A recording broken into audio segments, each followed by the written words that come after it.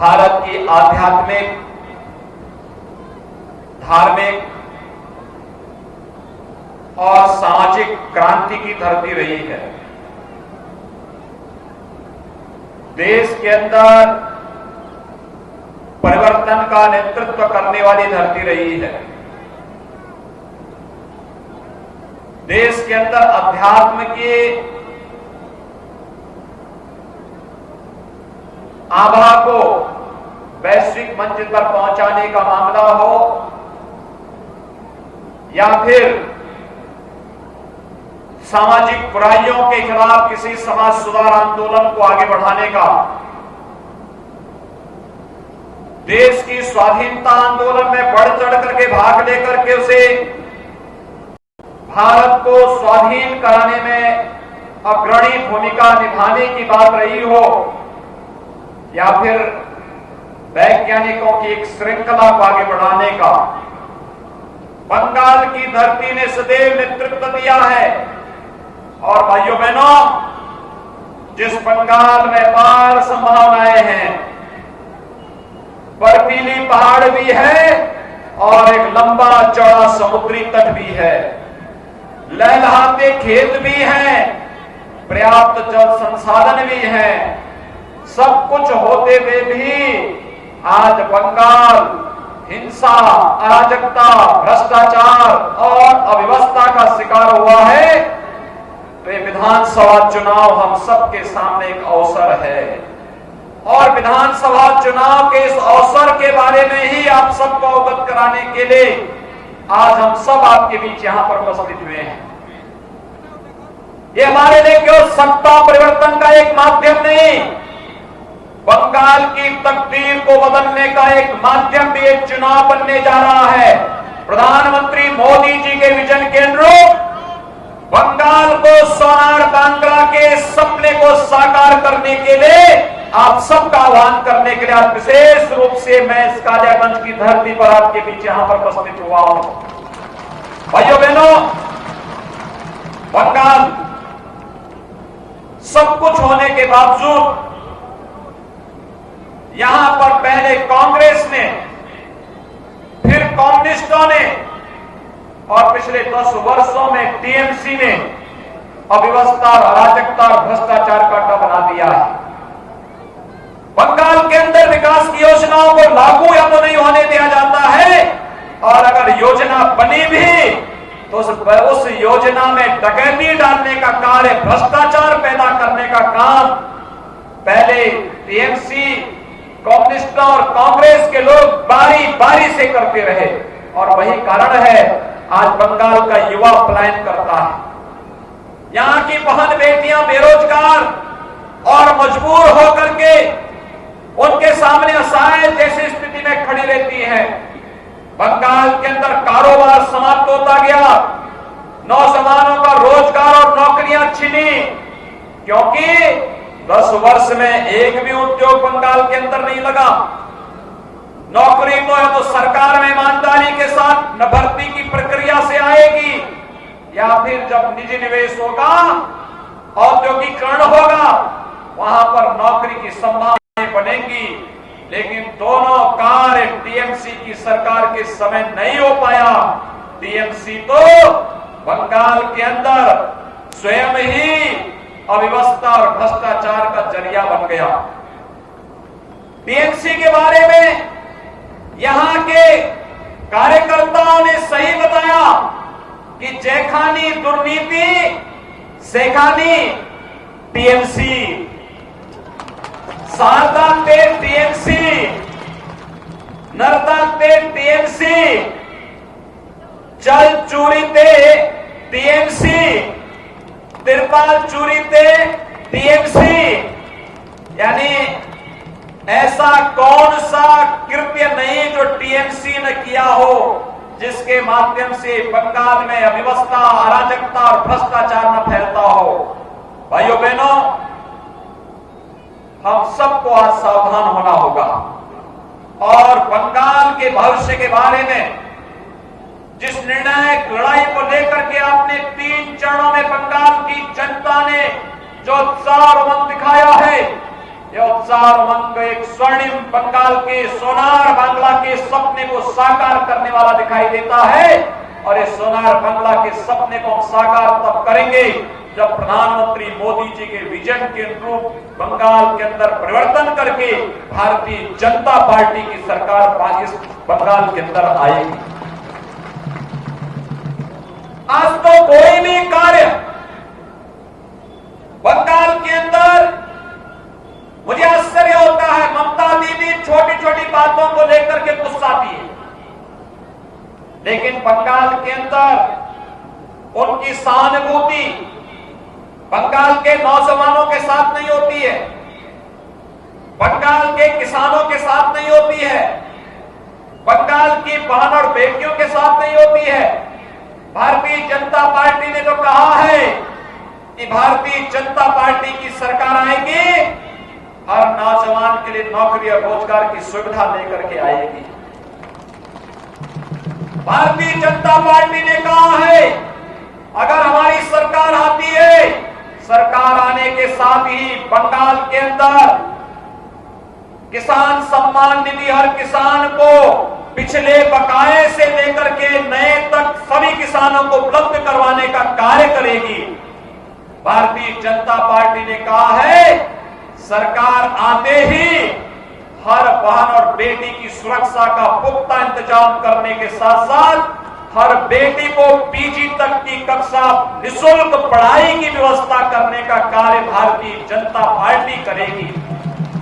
Bharatiya Janata party ने तो कहा है सरकार आते ही आयुष्मान भारत से हर गरीब को आच्छादित करके निःशुल्क स्वास्थ्य बीमा का कवर हर एक गरीब को बंगाल के अंदर उपलब्ध करवाने का कार्य करेंगे।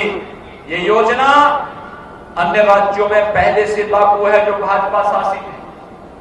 आखिर ये योजना बंगाल के अंदर दीदी ने क्यों नहीं लागू होने दी? ये बताता है कि दीदी की सहानुभूति यहाँ के युवाओं के साथ नहीं, यहाँ के किसानों के साथ नहीं, यहाँ की बहन बेटियों के साथ नहीं, बंगाल के डेवलपमेंट के साथ नहीं। दीदी की सहानुभूति तो उन लोगों के साथ में है जो गुंडा तत्व हैं, जो गरीबों के राशन पर डकैती डालने का काम कर रहे हैं। जब बंगाल के अंदर साइक्लोन से नुकसान होता है तो उन गरीबों के लिए मोदी जी द्वारा भेजे गए राशन को टीएमसी के गुंडे खा जाते हैं। कोरोना कालखंड में जब मोदी जी आपके लिए गरीब कल्याण पैकेज की घोषणा करते हैं तो टीएमसी के गुंडे वह सभी पैकेज को खा जाते हैं। दीदी तब उन गुंडों पर नाराज नहीं होती है। किसानों के लिए मोदी जी पैसा देते हैं, दीदी उसको लागू नहीं होने देती क्योंकि किसानों के प्रति उनके मन में कोई सहानुभूति नहीं। दीदी तब नाराज होती है जब कोई बंगाली भाई कहता कि हमें दुर्गा पूजा करनी है, दीदी कहती नहीं दुर्गा पूजा नहीं होगी। दुर्गा पूजा पे रोक लगाती है, सरस्वती पूजा पे रोक लगाती है। और अब तो दीदी का गुस्सा इतना ज्यादा हो गया, वो कहती जय श्री राम बोलोगे तो जेल के अंदर डाल देंगे। क्या बंगाल के लोग स्वीकार करने को तैयार हैं? क्या बंगाल के लोग दीदी के इस गुस्से को स्वीकार करने को तैयार हैं? क्या जय श्री राम बोला जाना चाहिए? सभी लोग तैयार हैं जय श्री राम बोलने के लिए? भाइयों बहनों, भाजपा जो कहती है सो करती है। हम झूठे वायदे नहीं करते। याद रखना, भाजपा ने जो कहा भाजपा ने सो करके दिखाया। हमने कहा गरीब को मकान देंगे। उत्तर प्रदेश में 4 साल में सरकार को आए हुए भी, और 4 साल में 40 लाख गरीबों को मकान दिया है। 40 लाख गरीबों को, 6 करोड़ गरीबों को 5 लाख रुपए की स्वास्थ्य बीमा का कवर दिया है। और भाइयों बहनों, उत्तर प्रदेश के अंदर 2 करोड़ 42 लाख किसानों को प्रधानमंत्री किसान सम्मान निधि का 6,000 रुपए हर वर्ष देने की प्रक्रिया को लागू कर दिया गया है। 4 लाख नौजवानों को नौकरी देनी है, सरकारी नौकरी, और 1.5 करोड़ नौजवानों को प्राइवेट सेक्टर में भी नौकरी उपलब्ध करवाई है। ये उत्तर प्रदेश के अंदर हुआ है। 4 वर्ष में उत्तर प्रदेश के अंदर कोई दंगा नहीं, पर्व और त्योहारों में कोई व्यवधान नहीं, कोई दुर्गा पूजा नहीं रोक सकता, कोई रामनवमी को नहीं रोक सकता, कोई होली और दीपावली में प्रतिबंध नहीं लगा सकता। यहां पर होली, दीपावली, दुर्गा पूजा को मनाने पर रोक लगाई जाती है। दीदी धमकी देती जेल भेजेंगे, और उत्तर प्रदेश में जो दीपावली को, होली को, दुर्गा पूजा को रोकता है उसको हम जेल भेजते हैं। जो उसमें रोक लगाता है उसको जेल भेजते हैं। हर पर्व और त्योहार को शांतिपूर्ण ढंग से मनवाने का काम करते हैं। यही अंतर है भाजपा और टीएमसी में। टीएमसी हमारी आस्था के साथ खिलवाड़ करती है, हम आस्था का सम्मान करते हैं। टीएमसी किसानों का विरोध करती है, हम किसानों के उत्थान का काम करती है। टीएमसी नौजवानों का विरोध करती है, हम नौजवानों के भविष्य के लिए उसे उत्तम रोजगार उपलब्ध करवाते हैं। टीएमसी डेवलपमेंट के कार्यों को रोकती है, न हाईवे को बनने देती है, न रेलवे को बनने देती है, न एम्स आने देती है, न आईआईएम आने देती है, न आईआईटी आने देती है, न मेडिकल कॉलेज बनने देती है। और भारतीय जनता पार्टी जब आती है तो इन सबको लेकर के आती है। कांग्रेस, कम्युनिस्ट और टीएमसी जहां गए वहां आस्था के साथ खिलवाड़ हुआ। कांग्रेस 55 वर्षों तक देश में राज की, अयोध्या में राम का मंदिर नहीं बनने दी। भाजपा आई, आज अयोध्या में भगवान राम का भव्य मंदिर का निर्माण हो रहा है। भाइयों बहनों, ये है भाजपा। और यही नहीं, हम आस्था का भी सम्मान करते हैं और आतंकवाद को भी मजबूती से कुचलने का काम करते हैं। आपने देखा होगा जम्मू कश्मीर के अंदर आतंकवाद समाप्त। जम्मू कश्मीर के अंदर आतंकवाद का क्या हो गया? राम नाम सत्य है। इसी को कहते हैं ना, राम की ताकत हमें, राम का नाम हमें ताकत भी देती है। जय श्री राम बोलते हैं, हनुमान जी लंका में छलांग मार देते हैं। यही तो राम की ताकत है। और राम नाम सत्य है कहते हैं तो आतंकवाद हमेशा के लिए समाप्त हो जाता है। और दीदी को इसी बात की चिढ़ है कि भाजपा के कार्यकर्ता हनुमान बनकर के बंगाल के अंदर कैसे छा गए हैं। दीदी की चिढ़ का विषय है। लेकिन एक बात हम कह देना चाहते हैं, अब कुल 25 दिन रह गए हैं।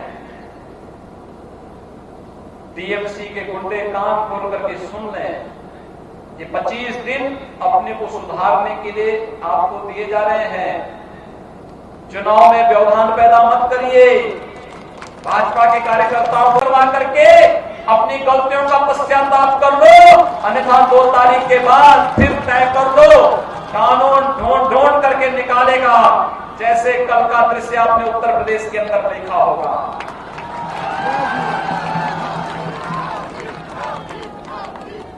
यह अपराधी और माफिया कितना भी बड़ा क्यों नहीं होगा, ढूंढ करके उसको पाताल से निकाल करके जेल के अंदर डालने का काम किया जाएगा।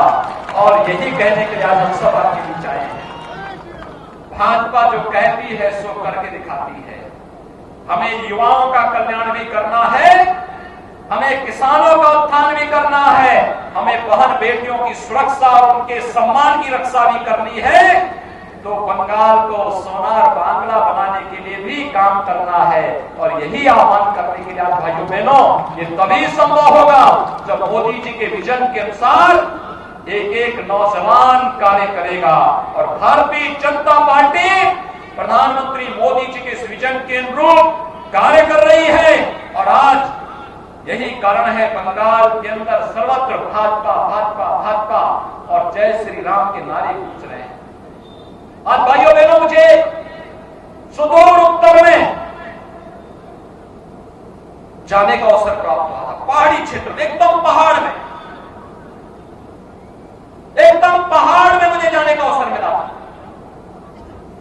और जब मैंने वहां पर देखा क्या उत्साह था, चाय बागान में कार्य करने वाला श्रमिक हो या फिर खेतों में काम करने वाला किसान, बंगाल का कोई नौजवान हो या कोई कारोबारी, हर बहन और बेटी के मुंह से एक ही शब्द निकल रहा था, जय श्री राम का और जय श्री राम का। ये बंगाल की पूरी तकदीर को बदल करके रख देगा और बंगाल को सोनार बंगाल के सपने को साकार करने के लिए मंत्र बन करके काम करने वाला है।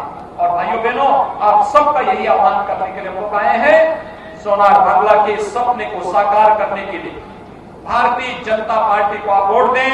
और मैं इसके लिए आपसे भी अपील करूंगा, कालियागंज से श्री सोमेन राय और अहमदाबाद से श्रीमती चांदिमा राय, ये भारतीय जनता पार्टी की प्रत्याशी है आपके बीच में।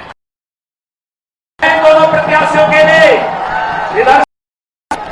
इधर से इधर इधर इधर भी, पीछे भी है, पीछे इधर इधर सभी लोग हाथ खड़ा करेंगे मेरे साथ। उधर भी, उधर हेलीकॉप्टर के उधर भी बहुत दूर तक दिखाई दे रही है मेरी, मैं आपको देख रहा हूं। दोनों हाथ ला करके मेरे साथ बोलेंगे, सभी जहां तक मेरी आवाज जा रही है दोनों हाथ लाएंगे, दोनों हाथ ला करके जय श्री राम, जय श्री राम, जय जय श्री राम, जय जय श्री राम।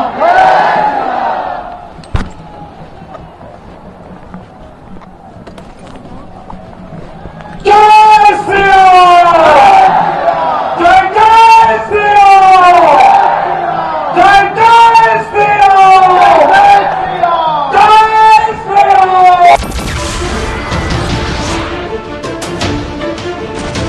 नमस्कार, मैं हूं मानक गुप्ता। अगर आपको हमारा ये वीडियो पसंद आया हो तो इसे लाइक और शेयर जरूर करें और हाँ, हमें सब्सक्राइब और फॉलो करना ना भूलें ताकि आप देश और दुनिया की कोई खबर मिस ना करें। तो जुड़े रहिए हमारे साथ और देखते रहिए न्यूज़ 24।